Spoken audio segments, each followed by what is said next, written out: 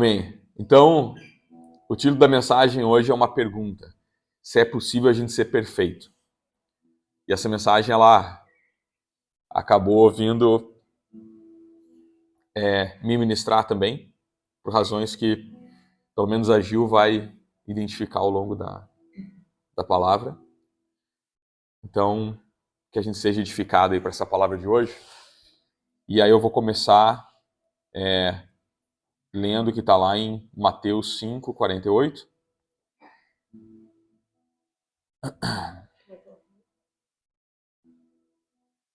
Que diz assim: assim sendo, sede vós perfeitos, como perfeito é o vosso Pai que está nos céus.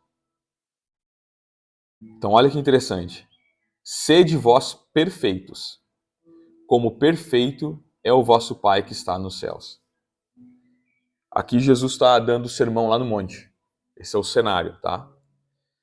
E aí, com essa palavra, ele eleva o padrão de perfeição e aponta o próprio Deus que está no céu como referência para a gente.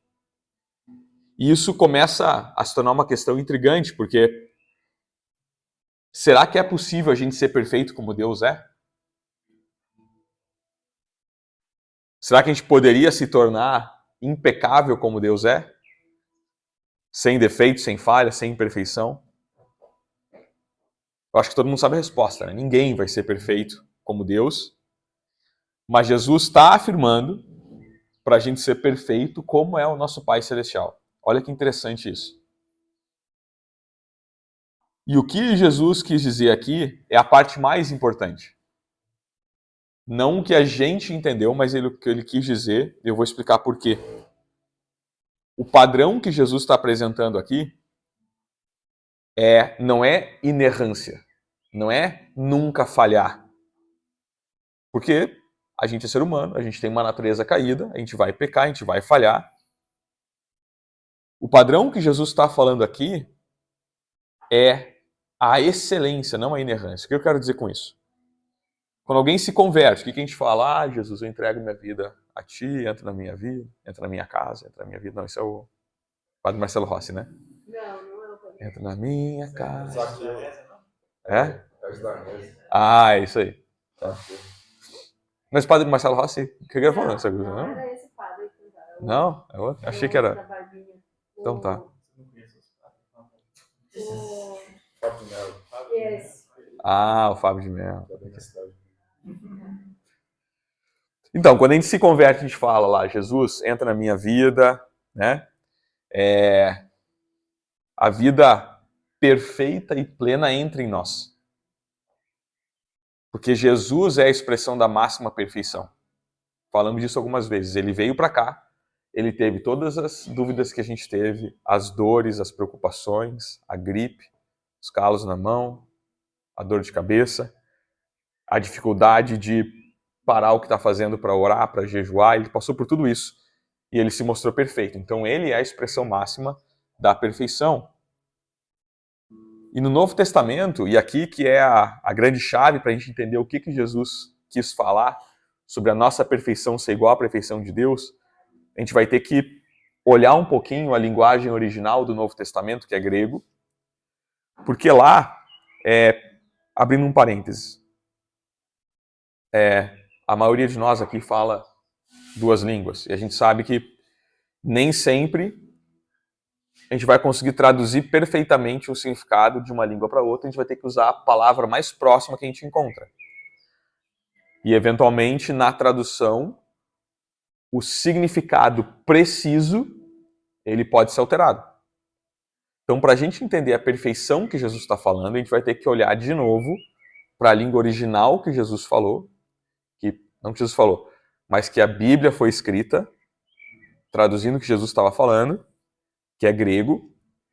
E quando a gente olha o contexto que Jesus usa essa palavra em grego, esse perfeito não significa inerrante. Esse perfeito significa completo, inteiro, plenamente desenvolvido ou que atingiu uma meta final. Então isso era o que Jesus estava falando. Essa é a perfeição que Jesus nos convida a buscar. Então a perfeição que Jesus estava falando naquele momento não era sobre seguir regras. Não era sobre viver o peso da lei. E foi uma das coisas que Jesus mais bateu, sim ou não? Com os judeus. Eles queriam viver o peso da lei, eles tinham regras, eles eram restritos com regras. E a perfeição que Jesus chamou eles era outra coisa. Era para viver Jesus completo. Jesus completamente formado em nós. Amém? E aí vamos ver, que fala lá em Gálatas 4,19, que fala o seguinte: meus amados filhos, novamente estou sofrendo como que com dores de parto por vossa causa. Isso até que Cristo Jesus seja formado em vós. Então, Paulo, que ele está se dirigindo lá à igreja, que veio a partir dele, que ele plantou, dizendo sentir dores de parto. O que é isso?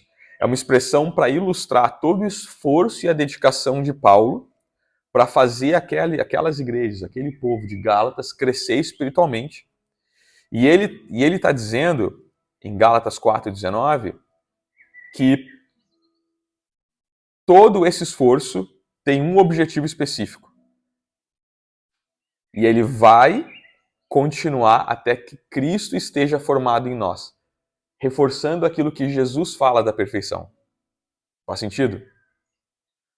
Então, isso nos quer dizer que há um Jesus sendo formado na gente. E é fundamental a gente entender agora a perfeição que Jesus propôs, então, versus o perfeccionismo religioso. Porque a gente tem se confundido com isso. E é fácil se confundir. Porque a gente tem uma palavra, a gente quer seguir aquela palavra para obedecer a Cristo, mas eventualmente a gente começa a querer viver sob o peso da lei, ao invés de viver a plenitude de Cristo dentro de nós. Sintomas do perfeccionismo.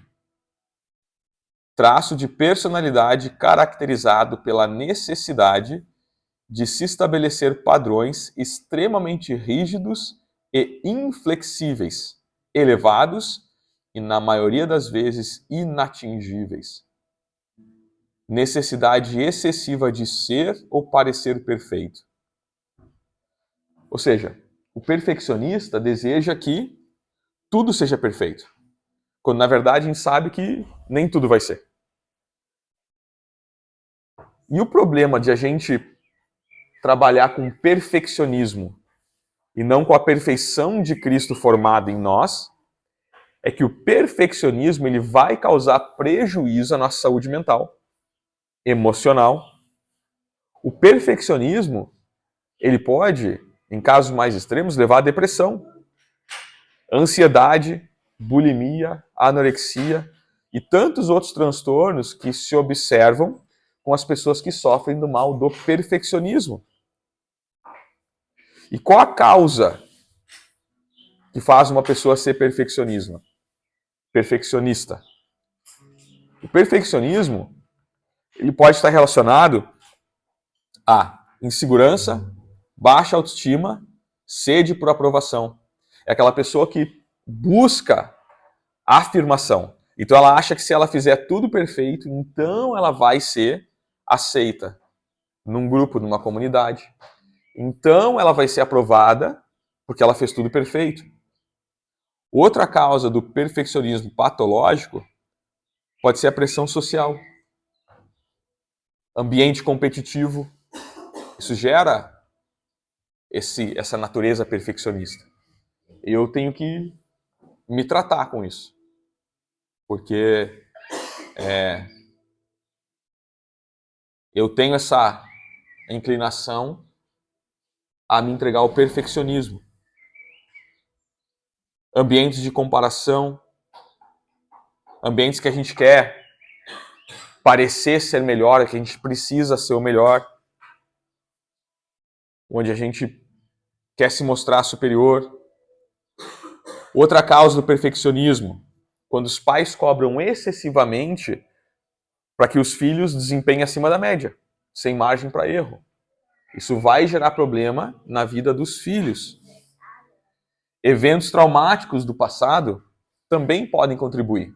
Por exemplo, bullying na escola, abusos emocionais, exclusões de grupos. Isso ocorre quando essa pessoa não se encaixa naquilo que é a norma do grupo. Então ela passa por esse evento traumático, ela começa a querer ser perfeccionista.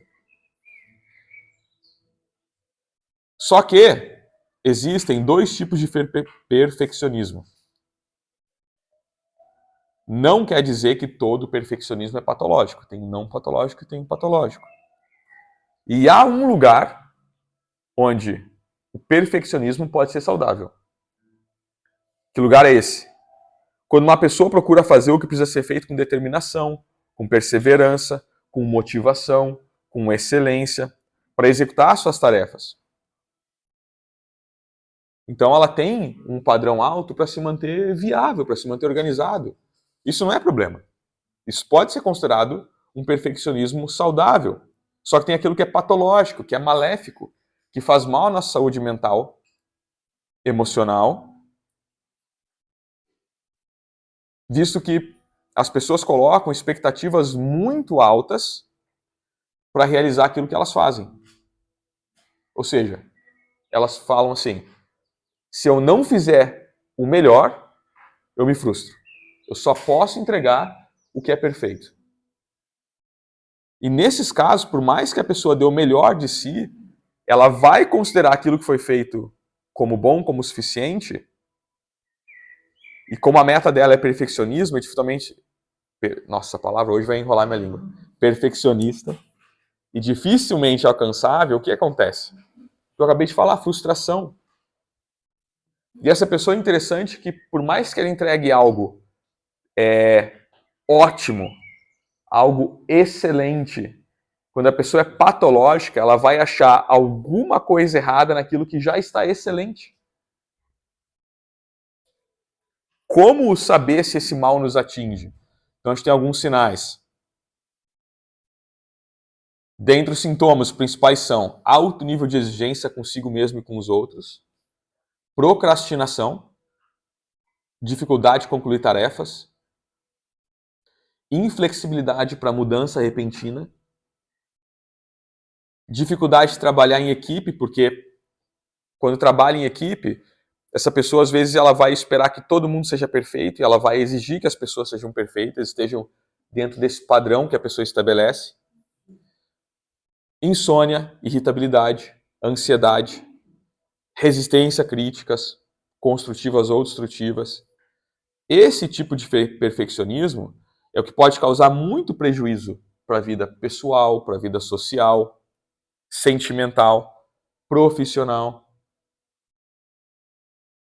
Então vamos lá. Então a gente falou sobre a perfeição que Cristo fala no Sermão do Monte, que não é a perfeição inerrante, é a plenitude de Cristo perfeito dentro da gente.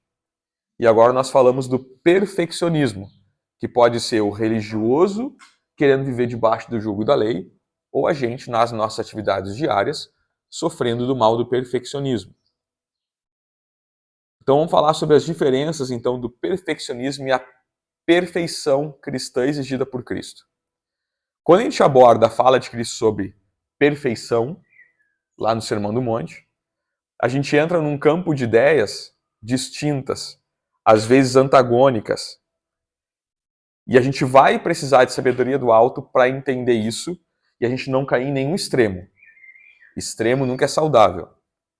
Quando a gente traz a questão do perfeccionismo para a vida espiritual, isso significa que a gente passa a depender dele. Para entender a partir dele o que nos é exigido. Então a pergunta continua.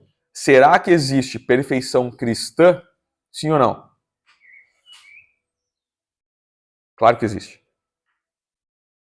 Jesus, Ele não ia nos orientar a buscar a perfeição, como a perfeição é do Pai que está no céu, se não houvesse perfeição cristã.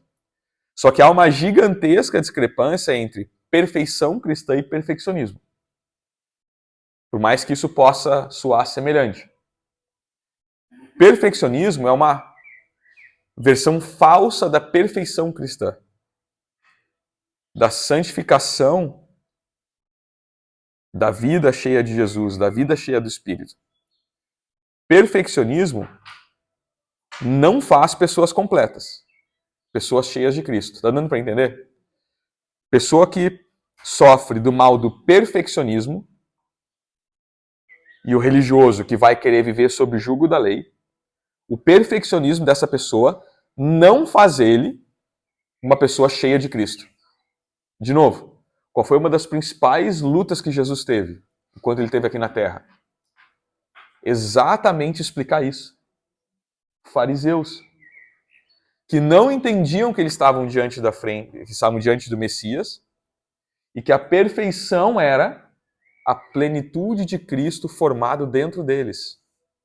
A perfeição para eles era seguir a lei ao pé da risca. E eles eram perfeccionistas. O próprio Jesus foi acusado de infringir a lei de Deus por esse perfeccionista. Como? Sendo perfeito, exatamente. Perfeccionista acusando o perfeito. Olha que interessante isso. E como saber então se o perfeccionismo afeta o nosso relacionamento com Deus? A principal característica desse mal é uma constante sensação que a gente nunca está atingindo o bem maior, o objetivo maior. A gente nunca está fazendo o melhor possível. Frase típica para quem anda nesse caminho é: eu poderia ter feito melhor. Estou falando aqui da gente, galera. Perfeccionismo afetando o nosso relacionamento com Deus. Como se a gente nunca fosse aprovado pelo próprio Deus.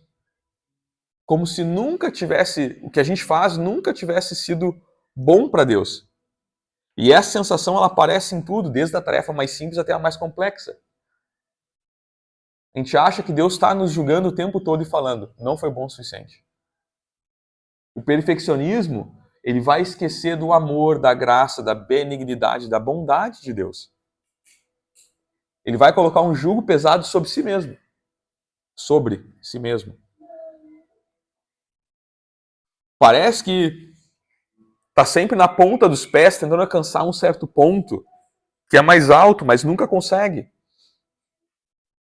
E sabe qual o efeito maléfico disso na nossa vida como cristão? A autodepreciação. A gente começa a se autodepreciar como cristão. E se autodepreciar como cristão nos afasta de Deus. Se a sensação que eu tenho o tempo todo é: eu poderia ter feito melhor, Deus está me julgando, o que eu fiz não foi suficiente, eu não consigo agradar a Deus, esqueço da bondade e da graça dele. O que vai acontecer invariavelmente é que uma hora cansa. Uma hora a gente entrega os pontos.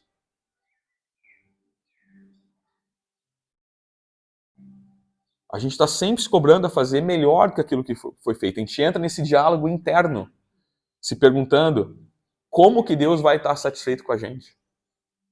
E por mais que a gente tente, o perfeccionista sempre vai estar em segundo lugar. Por isso ele nunca vai estar em paz. Olha que interessante isso. O perfeccionista ele nunca vai se enxergar na primeira posição, sempre na segunda para baixo. Ou seja, ele nunca vai estar em paz consigo mesmo, ele nunca vai estar satisfeito consigo mesmo. Ele vai sempre aumentar os esforços para agradar a si mesmo. Para agradar um Deus cada vez mais exigente que nunca está satisfeito com nada. Olha como é que o perfeccionista cristão ele enxerga Deus. Um Deus que nunca está satisfeito com nada.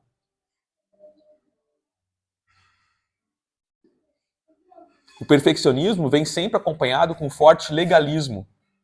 Fariseus. Uma falsa religiosidade que dá muita ênfase para o que pode e o que não pode, dá muita ênfase para regras e regulamentos.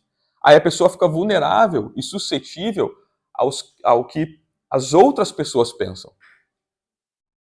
A gente, talvez no choque cultural que a gente vive aqui, vindo de um país que não tem tanta regra, um país que tem mais regras, quantas vezes a gente não se pega tentando ser perfeccionista na regra, porque a gente quer ter certeza que o que os outros pensam da gente é bom. E isso tem um certo peso. Quantas vezes a gente não se frustra com isso? E às vezes a gente faz a mesma coisa com Deus. É como se a gente já não aceita a si mesmo, se a gente perde a certeza que a gente tem da aprovação de Deus.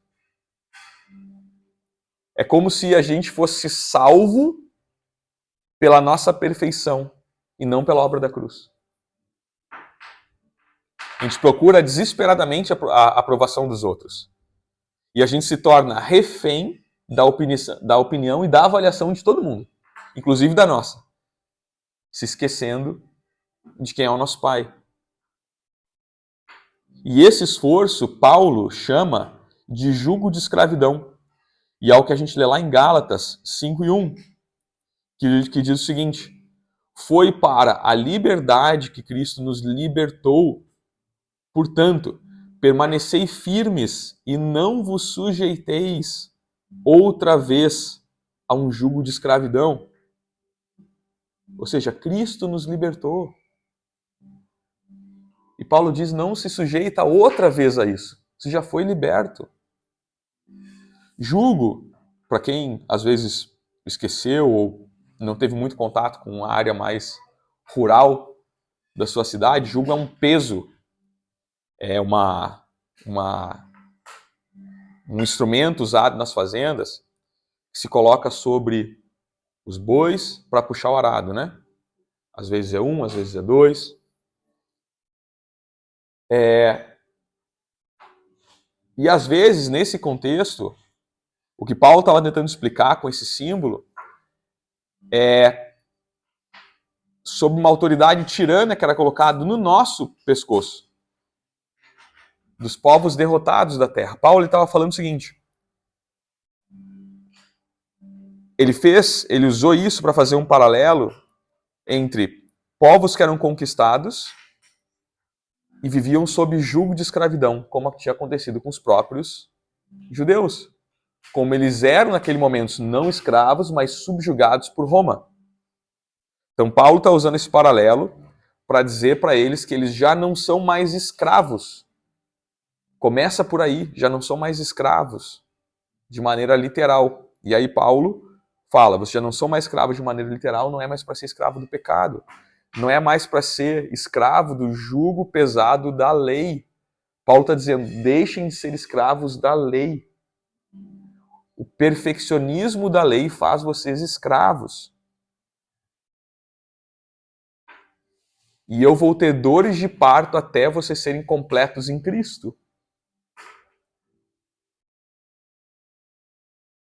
Paulo aqui está falando aos Gálatas, lá na cidade da Galácia, uma das cidades às quais ele viajou ali em toda a região do Oriente Médio. Ele está dizendo que eles foram chamados para a liberdade. A graça de Deus já havia penetrado. Já existia uma igreja, já existiam cristãos ali.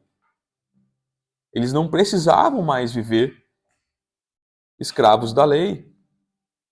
E a boa notícia para eles e para nós é que o caminho de Deus não é o de perfeição pessoal. Por mais que a gente tente, a gente nunca vai conseguir, com os nossos próprios esforços, a aprovação de Deus ou o favor dele. Eu vou repetir. Por mais que a gente tente, a gente nunca vai conseguir, com os nossos próprios esforços, a aceitação, a aprovação de Cristo, de Deus. Antes da gente ser formado no ventre da nossa mãe, Deus já mandou Cristo morrer na cruz por nós, sem a gente ter feito nada. Nós já fomos aceitos. A gente não precisa viver sob esse jugo do perfeccionismo para ser aceito ou para agradar.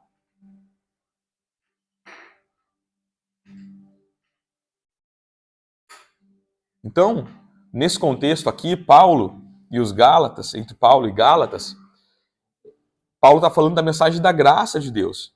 Às vezes ela parece, inclusive, ser boa demais para ser verdade.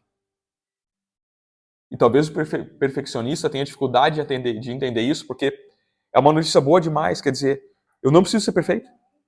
Não pode ser verdade. Eu não preciso desempenhar, eu posso errar, eu posso tropeçar, Deus vai continuar me aceitando, Deus vai continuar feliz comigo, Deus vai continuar me amando. Às vezes a notícia é tão boa que nem parece verdade.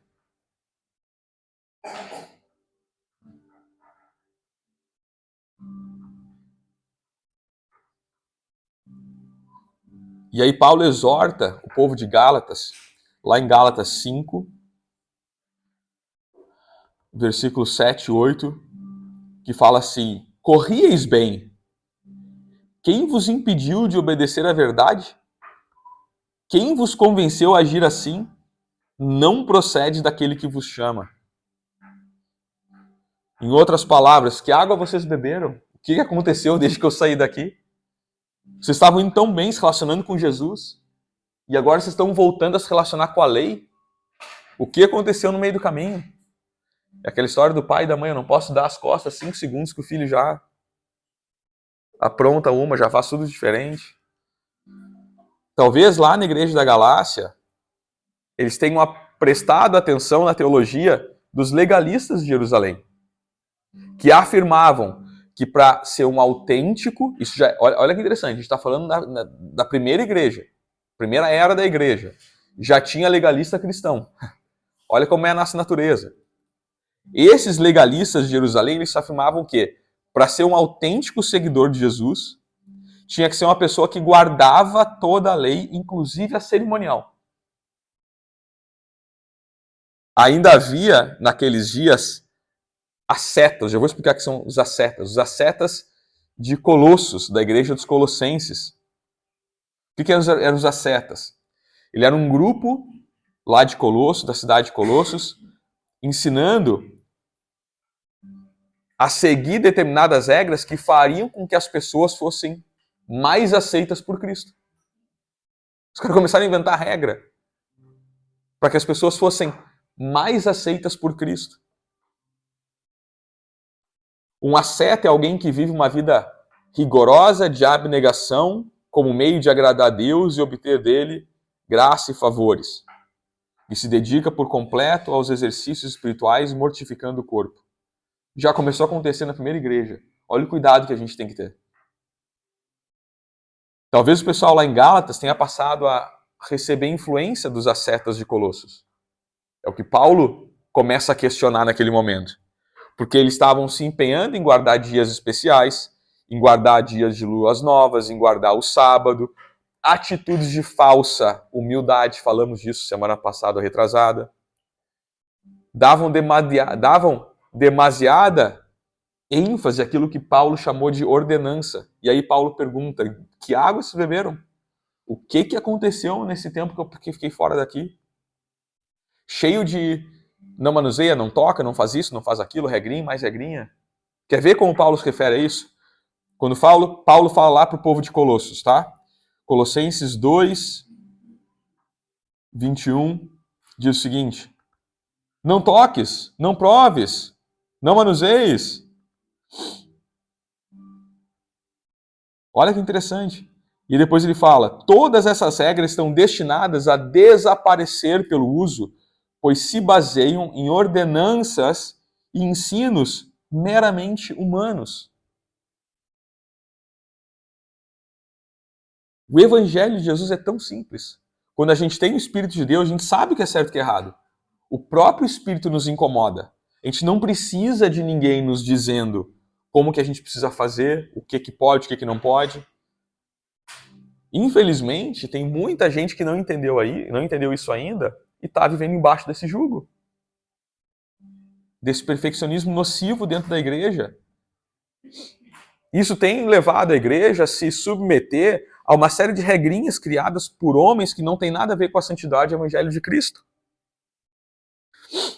Tem pessoas que querem até ensinar. As crianças, não vou entender.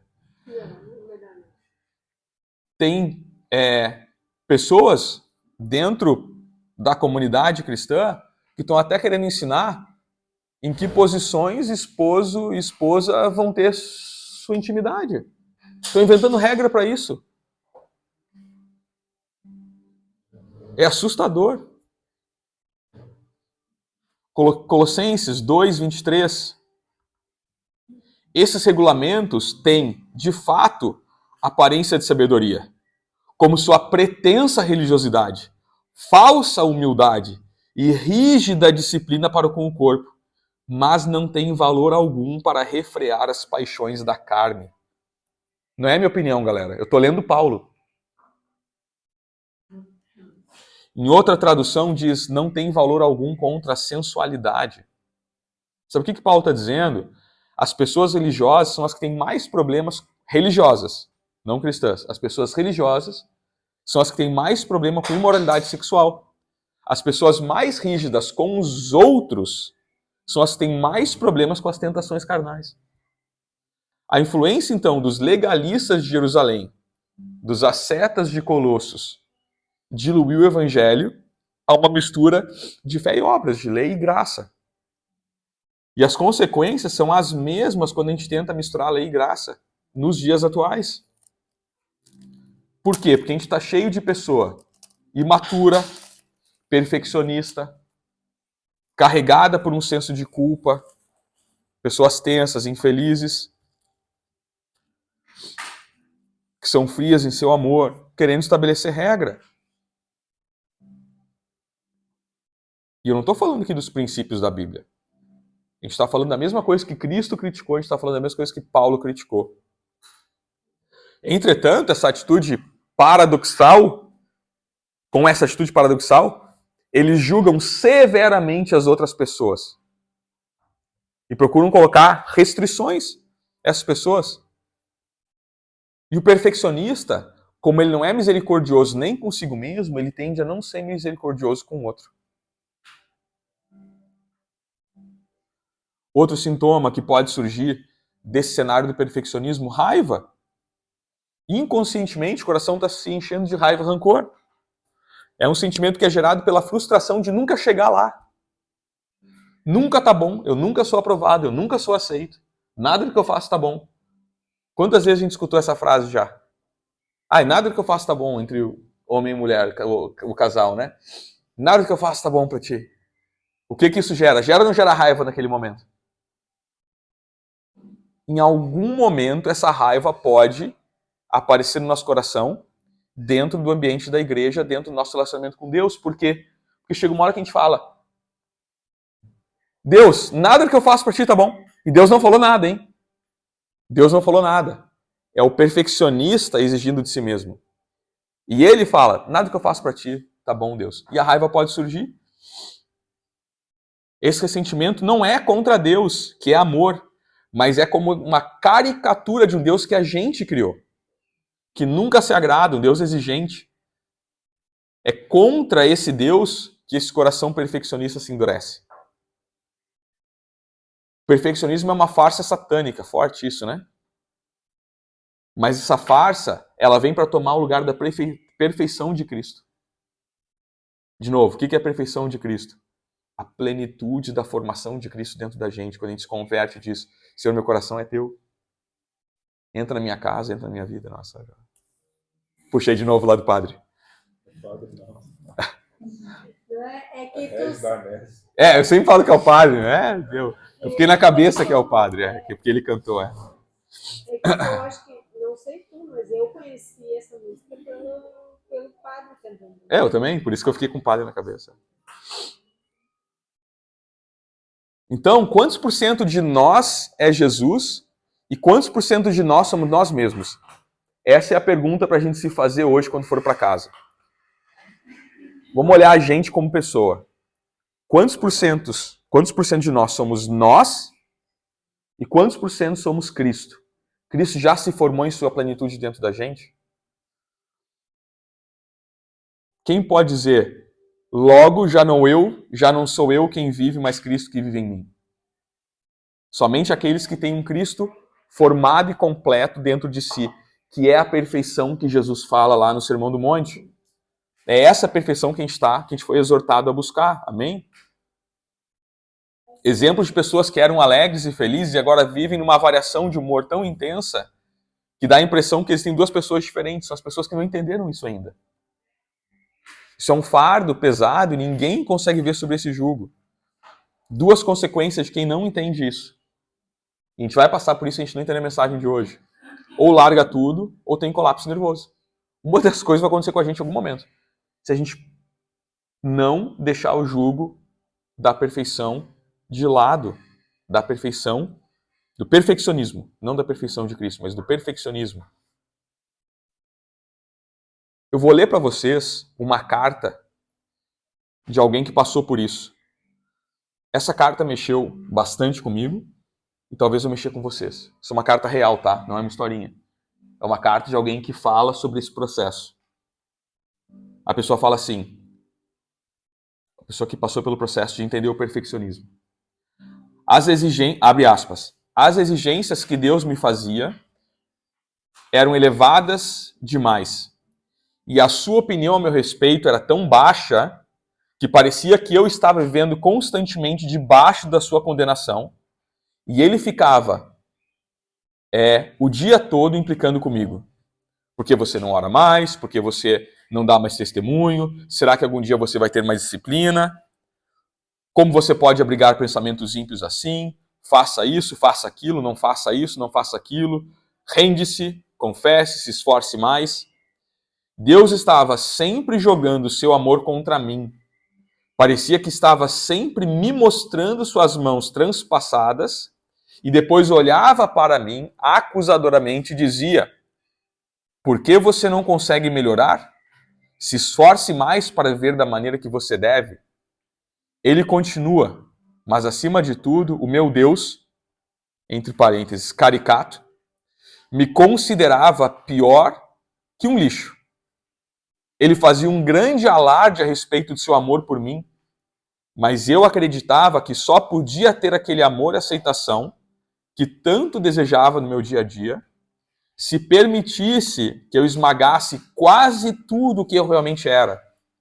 Depois de tudo avaliado, parecia que não havia nenhuma palavra, sentimento, pensamento ou decisão minha que Deus apreciasse.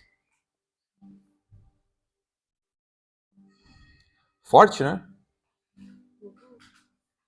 Olha o peso do jugo que essa pessoa estava vivendo. A gente se cobra assim mesmo. A gente se cobra. Por isso a gente tem que tomar cuidado. Infelizmente, algumas igrejas evangélicas do Brasil, que eu conheci, atuam dessa forma, né? Com os irmãos, né? Eu já fui em cultos no Brasil que eu ouvi pastores falando assim, se você não fizer isso, a mão de Deus vai pesar na sua vida. Exato. Então, Exato. olha que quando você ouve essa frase, então ele não sabe nada sobre a graça, Exatamente. não sabe nada sobre Deus. Então, uma pessoa que prega dessa forma, você fala assim, o que ele aprendeu Exatamente. com o pastor, né? Para falar isso para as pessoas.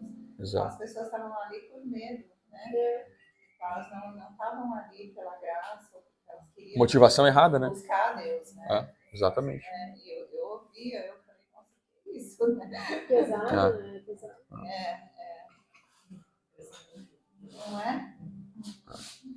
E qual é a cura para isso? A gente acabou de falar. É simples. E é uma cura profunda. É a graça de Deus. A cura para essa pessoa que escreveu essa carta é a graça de Deus. Pura e simplesmente a graça de Deus. E o que ela precisa fazer para alcançar a graça de Deus? Nada. O termo graça, na origem grega, eu não sei como pronunciar, charis, que significa benevolência, cheio de graça, favor. Só que no Novo Testamento, essa palavra ganha um significado especial. Um favor dado de graça, não merecido, não comprado, impossível de ser retribuído. Olha que interessante. Impossível de ser retribuído. É isso que o perfeccionista tem que entender. Exato. Ele não vai conseguir retribuir esse amor. Não tem como. Essa é a graça de Deus. Deus é todo graça. A gente não merece, mas Ele nos ama. A gente merecia um castigo, Ele nos abençoa. A gente merecia a condenação, aí vem Jesus, morre na cruz e nos absolve. A gente merecia ser destruído pelas coisas erradas que a gente fez e continua fazendo, mas Ele nos ama, nos restaura. E cada vez que a gente precisa, Ele nos dá um começo novo. A cura é ter comunhão com Ele. Entendendo que o nosso relacionamento é baseado Na graça.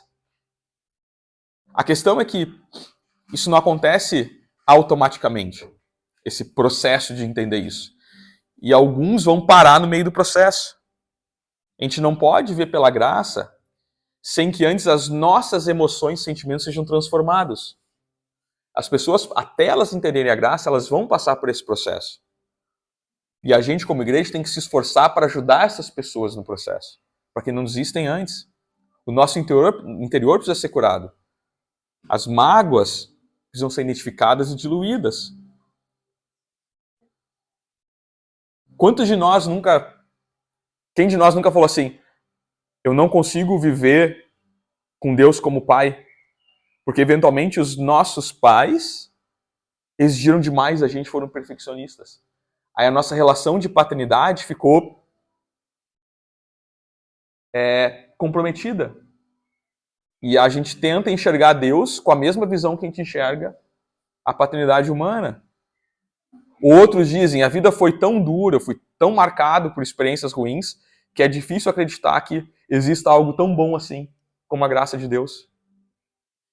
E realmente a gente não merece nada. Só que a gente tem a bênção, a gente tem o favor de Cristo. E exatamente o que ele nos fala lá em Mateus 11, 28. Vinde a mim, todos os que estáis cansados de carregar suas pesadas cargas, e eu vos darei descanso. Em outras traduções, ele usa a palavra do jugo. Ninguém é obrigado a viver de maneira errada. Existe um mundo melhor. Olha o versículo 29. Tomai vosso lugar em minha canga e aprendei de mim, porque sou amável e humilde de coração, e assim achareis descanso para as vossas almas. O 30. Pois meu jugo é bom e a minha carga é leve. O jugo de Jesus é confortável, porque ele foi feito sob medida pra gente. Ele não é mais aquele jugo de boi puxando o arado. É aquele travesseirinho de dormir no avião, sabe? Esse é o jugo de Jesus, uma coisa delicada, feita pra gente, pra nos confortar. Amém? O jugo de Jesus, ele é confortável sim. Sabe por quê? Porque ele se coloca do nosso lado. Ele se coloca do nosso lado para carregar o peso que a gente precisa junto com a gente. Nós somos filhos e ele nos ama. Para encerrar, Gálatas 4 e 6.